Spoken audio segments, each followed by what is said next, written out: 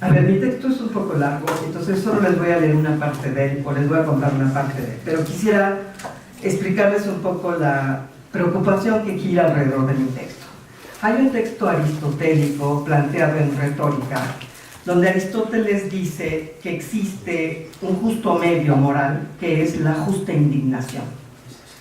La justa indignación significa aquel que efectivamente, por razones de que el otro tiene lo que verdaderamente no merece, lo que no se ha ganado o se lo ha ganado de mala manera, ese entonces provoca en el otro un malestar. Eso lo voy a explicar, y ya les dan el texto, con la película Germinal.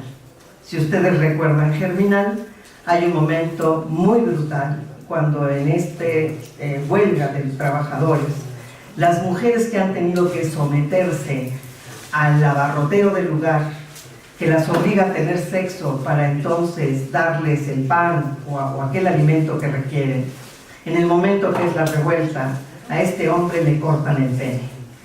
Ese es un símbolo brutal de decir, este fue el instrumento de la sumisión, del sometimiento, de la explotación. Uno diría, pues los psicologistas lo hacen, es la envidia del pene, pero no lo es. O sea, las mujeres lo que hacen es una acción política generada por decir, aquel tiene lo que no merece, y no lo merece porque lo ha ganado extorsionando, explotando, sometiendo. No sé si me siguen la construcción. Ese justo medio moral se bate entre dos extremos excesivos, dice Aristóteles. Uno de ellos es la envidia. Aristóteles asume que la envidia es querer lo que el otro tiene, desear lo que el otro tiene, y por ende provoca tristeza en nuestro corazón, en nuestro ánimo, carcome nuestra alma, pues, porque no tenemos lo que el otro tiene. Hasta ahí pareciera un deseo pasivo, si me siguen. O sea, es un poco lo que Rafael explicaba ahorita, se queda dentro. Pareciera que no pasa nada con él, o sea, que solo afecta al pecador. Pero Aristóteles claramente dice que hay un vaivén de la envidia hacia la malignidad. La malignidad es el otro lado excesivo. Y la malignidad es no solo entristecerme por lo que el otro tiene y yo carezco, sino alegrarme porque el otro pierda, sufra cuando pierde aquello que yo deseo. Así se va a jugar un poco mi texto, y pues obviamente inicia explicando el sentimiento de la envidia propiamente hablando, y voy a utilizar la película Seven para eso. Después en el texto, que es más largo, les digo, ya espero que lean en el momento que se publique, trabajaré la imagen de Scar y Mufasa, Hamlet, ¿no? Esta es un poco la idea, junto con una mención que haría ahorita de una película mexicana, a ver si funciona, terminando obviamente con Germinal. Comienzo. Por eso mi ponencia se llama De envidias a envidias. Bien. Transcurre el minuto 94 del film. La cámara enfoca a un hombre bajando de un taxi, mientras que en el fondo se escucha el diálogo entre los detectives David Mills y William Somerset, quienes van entrando a la comisaría de policía. El hombre le sigue los pasos, y después de 2 intentos infructuosos para lograr que Mills escuche que le está llamando, grita con fuerza: ¡Detective! Consigue que todos en la estación de policía volteen a verlo. Es John Doe.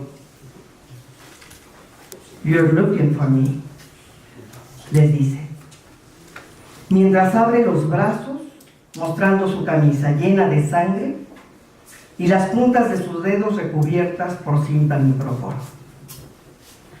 Mills desenfunda el arma, camina presto hacia él gritándole entre insultos que se tire al suelo y que lo haga con rapidez. "I know you", le dice John Doe a Mills con un tono sereno y un rostro sonriente. Doe obedece, se tira al piso Los policías lo esposan y él pide, amable y educadamente, I'd like to speak to my lawyer, please. John Doe, encarnado por Kevin Spacey, como actor de reparto en la película estadounidense Seven, dirigida por David Fincher y estrenada en pantalla en 1995, es realmente el personaje principal del film.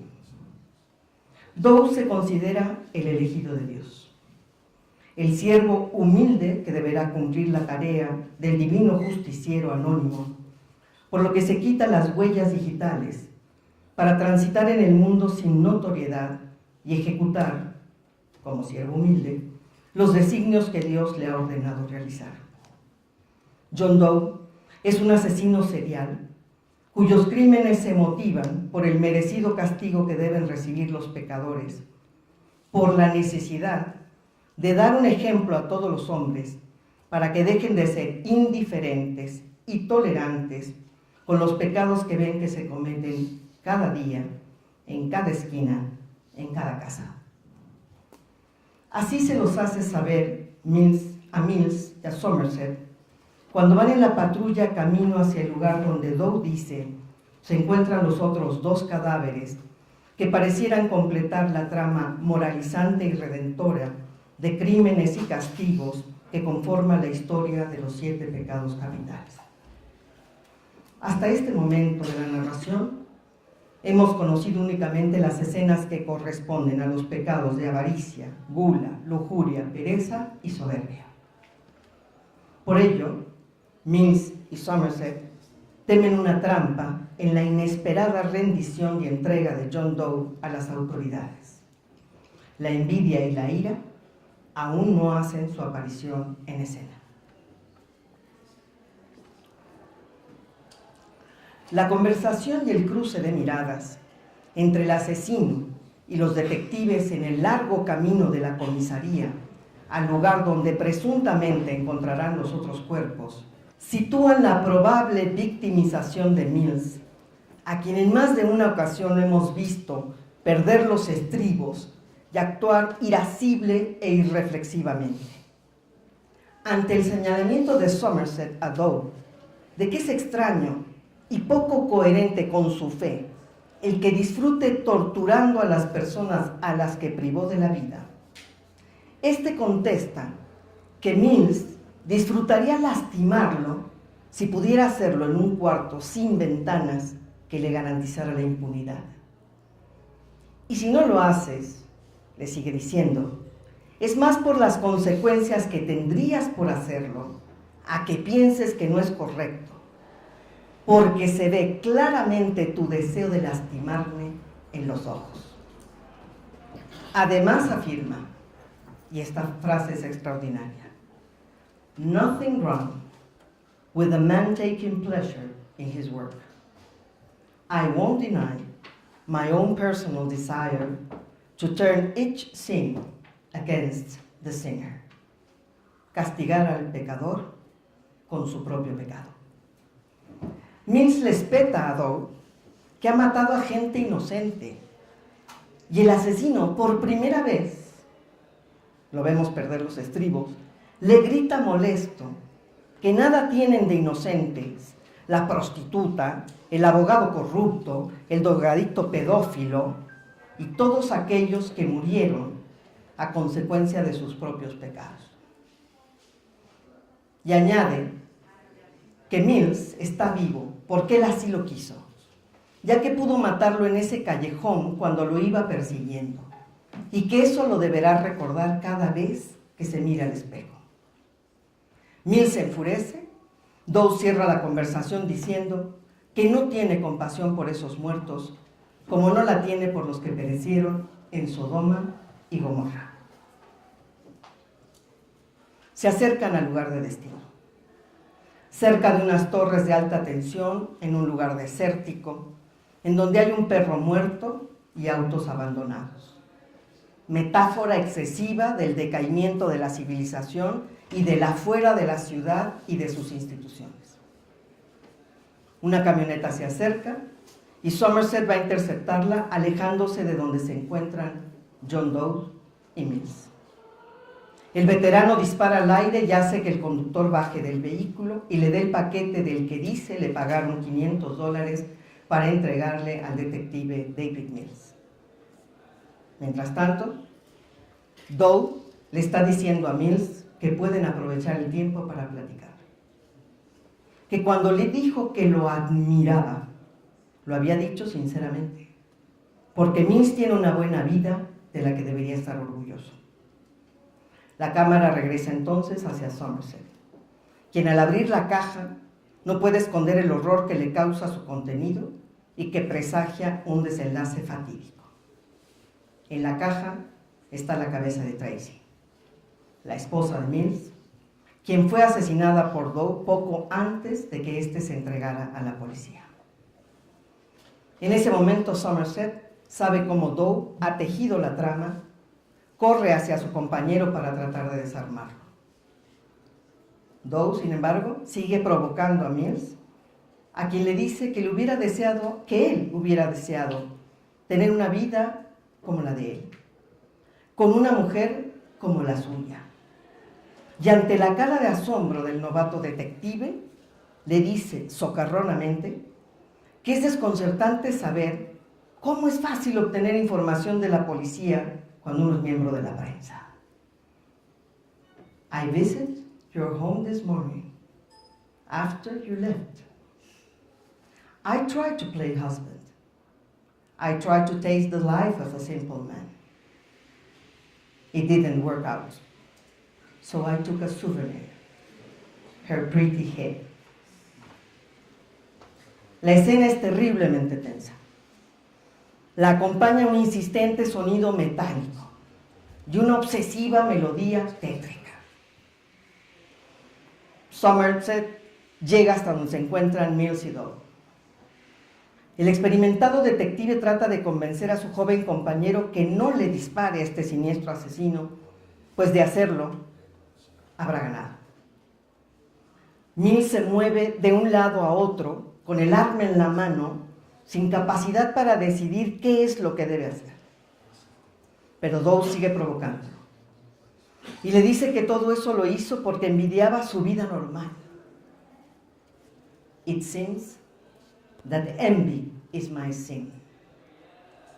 Become vengeance, become wrath. Le pide Doe a Mills al tiempo que le dice que Tracy suplicó por su vida y por la del bebé que llevaba en las entrañas. David no puede controlar el dolor de su pérdida, ni la ira que lo invade y le nubla la razón, por lo que mata a Doe con un primer disparo directo a la cabeza, aunque después continúe vaciándole el cargador sobre un cuerpo ya sin vida de ese asesino serial. Envidia e ira se amalgaman y el círculo redentor se cierra. John Doe es mucho más que la encarnación del pecado de envidia. Es, como ya apuntábamos, la mano que mece la cuna, el instrumento divino para castigar a los pecadores. Pero hombre, al fin, John Doe es un pecador, un envidioso que, como él mismo afirma, deseó tener una vida sencilla y normal, la vida de un hombre casado con una hermosa mujer, la vida de David Mills. Tal vez la decisión de incorporar a Mills en la cadena de pecadores que debían ser castigados la tomó John Doe cuando el detective se enfrentó al reportero en las escaleras del edificio donde encontraron agonizante a Theodore Allen, alias Victor, un delincuente con un largo historial de crímenes ligados con las drogas, asalto a mano armada y pedofilia, y cuyo abogado defensor fue Eli Wood, el hombre quien murió a manos de John Doe por el pecado de avaricia. O quizá fue cuando los detectives encontraron el escondite del asesino serial y este, al verlos, les disparó, lo que dio lugar a una persecución que terminó en aquel lluvioso callejón en donde Doe le perdona la vida a Mills, a quien ya tenía encañonado. Los protagonistas de este thriller policíaco, con fuertes características de cine negro, el detective David Mills, quien acaba de ser trasladado a esa comisaría, y el detective William Somerset, quien está a 7 días de su retiro del trabajo policial, habitan en una ciudad sin nombre, en la cual diluvio que limpia todos los males, no para de llover, y se respira un ambiente opresivo y oscuro. Este escenario, afirma Pau Gómez, le permite a Fincher ambientar el relato dentro de un espacio urbano propicio para la visibilización de la decadencia moral de la sociedad que allí habita. Fincher, continúa Gómez, tiene una visión desengañada de la condición humana, que tiende siempre hacia lo funesto y la hegemonía del mal, y en donde los criminales o villanos siempre vencen. Mills y Somerset están siguiendo el rastro de un asesino serial, un John Doe del que acabarán descubriendo que es un fanático religioso afecto a la lectura de Shakespeare, Milton, Dante, Santo Tomás de Aquino, cuyos crímenes son además la puesta en escena de su comprensión de cada uno de los pecados capitales. En la llamada telefónica que John Doe hace a los detectives, cuando estos se encuentran revisando su departamento después de la citada persecución, podemos descubrir muchos de los rasgos que denotan el sentimiento de envidia que invade el carácter de nuestro asesino redentor. La conversación telefónica se desarrolla así. Mills contesta el teléfono y dice, hello. Dice Doe, I admire you. I don't know how you found me, but imagine my surprise.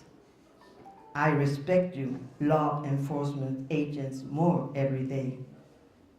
Mills le dice, I appreciate that, John. I tell you, no. You listen, dice Doe. I'll be, esta parte es fundamental, readjusting my schedule in light of today's little setback. I just had to call and express my admiration. Sorry I had to hurt one of you, but I didn't really have a choice, did I? You will accept my apology, don't you? I feel like saying more, but I don't want to ruin the surprise. Doe está llamando para manifestar su admiración, pero aunque sincera, lo hace invadido del sentimiento de envidia porque ha sido descubierto. De ahí su expresión, imaginen mi sorpresa. Porque Doe no es solamente un envidioso, sino un soberbio, pues nunca pensó que alguien estuviera a la altura de su inteligencia y astucia como para lograr encontrarlo. The Lord works in mysterious ways, dice a los detectives. Y él es el elegido que ha venido cumpliendo el plan que Dios le ha fijado.